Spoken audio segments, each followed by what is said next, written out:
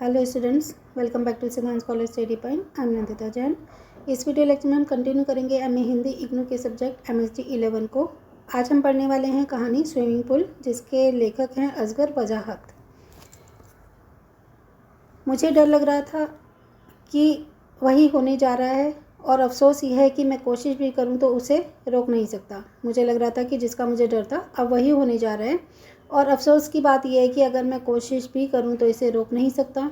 मैंने कई बार प्रयत्न किए कि पत्नी मेरी तरफ देख ले ताकि मैं इशारे में उन्हें खामोश रहने का इशारा कर दूं, लेकिन वे लगातार वीआईपी से बातें की जा रही थी। मेरे सामने कुछ दूसरे अतिथि खड़े थे जिन्हें छोड़कर मैं एकदम से पत्नी और वीआईपी की तरफ नहीं जा सकता था। प्रयास करता हुआ जब मैं वहां पहुंचा तो पत्नी वीआईपी से उसी के बारे में बात कर रही थी। धारा प्रभा बोल रही थी। मैं शर्मिंदा हुआ जा रहा था। जब मुझसे खामोश ना रहा गया तो मैंने कहा कि अरे छोड़ो, ठीक हो जाएगा। ठीक है, तो आज की कहानी में मैं आपको बता नहीं रही हूँ कि क्या चल रहा है। धीरे धीरे हम कहानी पढ़ेंगे तो उसे में क्लियर हो जाएगा, जिससे कि आपकी थोड़ी सी जिज्ञासा बनी रहे इस कहानी को पढ़ने के लिए।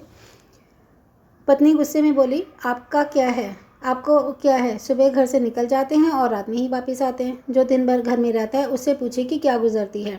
यह कहकर पत्नी फिर उसके बारे में शुरू हो गई। मैं दिल ही दिल में सोचने लगा कि पत्नी कहीं पागल तो नहीं, हद दर्जे की बेवकूफ़ ज़रूर है। कि अगर पत्नी पागल नहीं है तो कम से कम हद दर्जे की बेवकूफ़ ज़रूर है, जो इतने बड़े महत्वपूर्ण और प्रभावशाली वीआईपी से शिकायत कर रही है।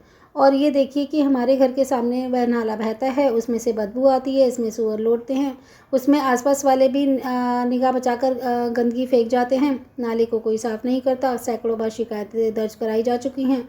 एक बार तो किसी ने मरा हुआ इतना बड़ा चूहा फेंक दिया था कि वह पानी में फूलकर आदमी के बच्चे जैसा लगने लगा था। यह सच है कि हमने घर के सामने वाले नाले की शिकायतें सैकड़ों बार दर्ज कराई थी, लेकिन नाला साफ़ कभी नहीं हुआ। उसमें से बदबू आना भी कम नहीं हुआ। जब हम लोग शिकायतें करते करते थक गए तो ऐसे परिचितों से मिले जो इस बारे में हमारी मदद कर सकते थे। ऐसे परिचित कौन हो सकते हैं वो? या कुछ सरकारी कर्मचारी, या फिर नगर पालिका के सदस्य, या फिर दूसरे किस्म के प्रभावशाली लोग। लेकिन नाला साफ़ नहीं हुआ। हमारे यहाँ जो मित्र लगातार आते हैं वह नाला सफाई कराने संबंधी पूरी कार्रवाई से परिचित हो चुके हैं। उनको लेखक की पत्नी ने सब कुछ बता दिया। जब भी आते हैं वो सिर्फ एक ही बात का जिक्र करती है। सब जानते हैं कि इस बारे में उपराज्यपाल को 2 रजिस्टर्ड पत्र जा चुके हैं। इसके बारे में एक स्थानीय अखबार में फ़ोटो सहित विवरण छप चुका है। इसके बारे में महानगर पालिका के दफ्तर में जो पत्र भेजे गए थे उनकी फाइलें इतनी मोटी हो गई हैं कि एक आदमी से उठाए नहीं उठती, आधी आधी। ठीक है, तो ये सब ये रूटीन का इनका किस्सा हो गया है। वो बार बार रजिस्टर्ड पत्र भेजते हैं, अखबार में छपवाते हैं।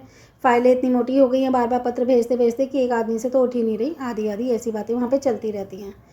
वीआईपी को घर बुलाने से पहले जिस बात का मुझे डर था कि कहीं पत्नी उनसे नाले का रोना ना लेकर बैठ जाए, लेकिन मैं उनकी मानसिक हालत समझता था। इसलिए मैंने उन्हें समझाया था कि देखो, नाला वाला छोटी चीज़ है, यह वीआईपी के बाएं हाथ का भी नहीं, आपके इशारे भर का काम है।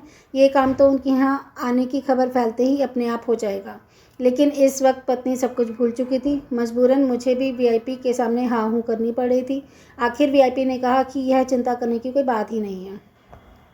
वीआईपी के आश्वासन के बाद ही पत्नी कई सालों के बाद ठीक से सो पाई। उन्हें दोस्तों और मोहल्ले वालों ने बधाई दी कि आखिर काम हो ही गया। वीआईपी के आश्वासन से हम इतने आश्वस्त थे कि 1-2 महीने तो हमने नाले के बारे में सोचा ही नहीं, उधर देखा ही नहीं। उन्हें लगा कि भाई अब तो वीआईपी का आश्वासन मिल गया, अब तो ये काम होना ही है। नाला हम सबको कैंसर के उस रोगी जैसा लगता था कि आज न मरा तो कल मर जाएगा, कल न मरा तो परसों, पर मरना तो निश्चित है। धीरे धीरे नाला हमारी बातचीत से बाहर हो गया कि ये हुआ था कि अब तो काम हो ही जाएगा, तो नाला इन सबकी बातचीत से बाहर हो गया। कुछ महीने फिर गुजरे तो पत्नी ने महानगर पालिका को फ़ोन किया। वहाँ से उत्तर मिला कि नाला साफ़ किया जाएगा। फिर कुछ महीने गुजरे, नाला वैसा का वैसा ही रहा। पत्नी ने वीआईपी के ऑफिस फ़ोन किए। वे इतने व्यस्त थे, दौरों पर थे, विदेशों में थे कि संपर्क हो ही नहीं सका। महीनों बाद जब वीआईपी से संपर्क हुआ तो उन्होंने बहुत आत्मविश्वास से कहा कि काम हो जाएगा, चिंता मत कीजिए। लेकिन यह उत्तर मिले 6 महीने बीत गए तो पत्नी के धैर्य का बांध टूटने लगा। वह मंत्रालय से लेकर दीगर दफ्तरों के चक्कर काटने लगी, यानी कि जो भी ऑफिस थे इससे कनेक्टेड उनके चक्कर काटने लगी। उस मेज से इस मेज तक, इस मेज से उस मेज तक, उस कमरे में इस कमरे तक, सिर्फ हाँ हाँ हाँ जैसे आश्वासन मिलते रहे, लेकिन हुआ कुछ नहीं। एक दिन जब मैं ऑफिस से लौट कर आया तो पत्नी ने बताया कि नाले में बहुत से फूल बहते देखे हैं। मैंने कहा किसी ने फेंक दिए होंगे। इस घटना के 2-4 दिन बाद पत्नी ने बताया कि नाले में उन्होंने किताबें बहती हुई देखी हैं। यह सुनकर मैं डर गया, लगा शायद पत्नी का दिमाग हिल गया है, लेकिन पत्नी नॉर्मल ही थी। फिर तो पत्नी ही नहीं, मोहल्ले के और लोग भी नाले में तरह तरह की चीज़ें बहती हुई देखने लगे। किसी दिन जड़ से उखड़े हुए पेड़, किसी दिन चिड़ियों के घोंसले, किसी दिन टूटी हुई शनाई। एक दिन देर से रात गए, घर आया तो पत्नी बहुत घबराई हुई लग रही थी। बोली, आज तो मैंने वीआईपी को नाले में तैरते हुए देखा था। वे बहुत खुश लग रहे थे, नाले में डुबकियां लगा रहे थे, हंस रहे थे, किलकारियां मार रहे थे, उछल कूद रहे थे जैसे स्विमिंग पूल में करते हैं।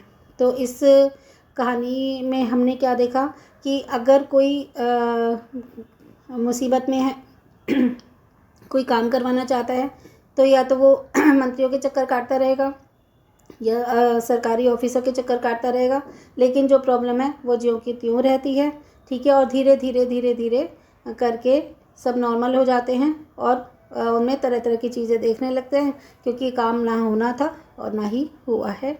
तो ये था इस कहानी का मोरल कि सरकारी ऑफिसर होते हैं या फिर मंत्री होते हैं, वो सिर्फ आश्वासन पर आश्वासन देते चले जाते हैं और काम कुछ नहीं करते। ये इस कहानी का मोरल था। आई होप कि आपको कहानी पसंद आई होगी।